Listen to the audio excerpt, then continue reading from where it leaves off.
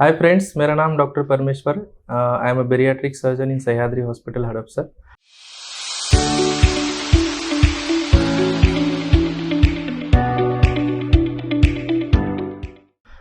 पिछले वीडियो में हमने बताया था कि बेरियाट्रिक सर्जरी होती क्या है, उसके टाइप्स क्या है, वेट लॉस के लिए और क्या क्या ऑप्शन हो सकते हैं।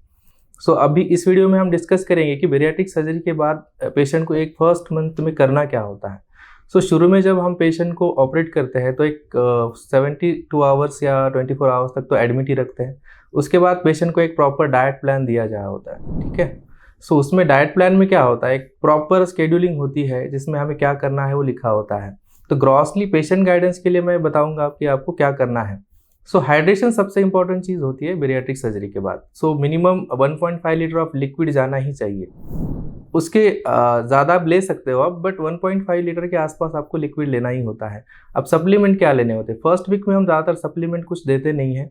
आपको पानी, नारियल पानी, कोकोनट वाटर, ये सब कुछ ले सकते हैं, वो भी सिप सिप करके। एकदम से आप पी नहीं सकते क्योंकि ऑपरेशन के बाद हमारे जीआई सिस्टम में कुछ चेंजेस होते हैं जिसकी वजह से हम सारी चीज़ें एकदम से ले नहीं सकते। जो डाइट पैटर्न होता है, जो लेना होता है, उसको भी हमें थोड़ा चेंज करना पड़ेगा। जो भी ले रहे हो, लिक्विड ले रहे हो, एक सिप करके लेना होता है, उसको आराम से नीचे जाने दो, फिर एक आध मिनट के बाद फिर से सिप करके ले लो।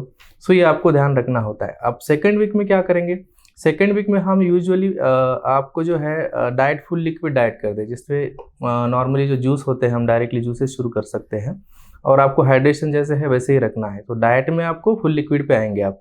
अब सप्लीमेंट के तौर पे क्या होता है, हमें जो है बेरियाट्रिक सर्जरी के बाद हमें मसल्स प्रोटेक्ट करनी होती है।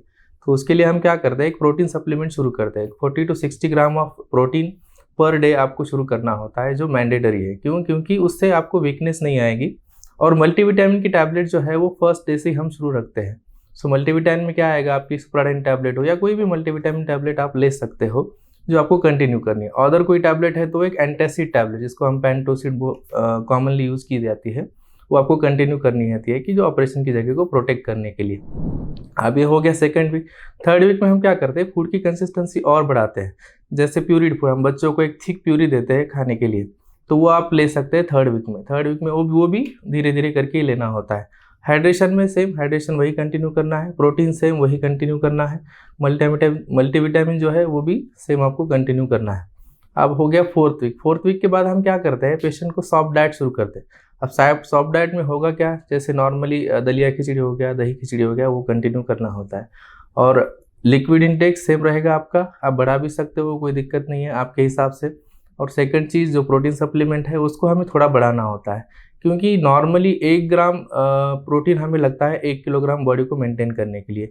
बट बेरियाट्रिक सर्जरी के बाद हमें जो प्रोटीन होता है 1.5 ग्राम पर किलोग्राम हमें लेना होता है। आप 70 to 80 ग्राम of प्रोटीन ले सकते हैं, जो ज़रूरी है। उससे आपकी कमज़ोरी कम होएगी और वेट लॉस जो होता है वो फैट से ही होएगा, मसल आपकी लॉस नहीं होएगी। और तीसरी चीज़, जो मल्टीविटामिन टैबलेट होती है उसमें हम कैल्शियम सप्लीमेंट और विटामिन डी सप्लीमेंट भी कंटिन्यू रखते हैं, जिससे आपका बोन मास लॉस नहीं होएगा।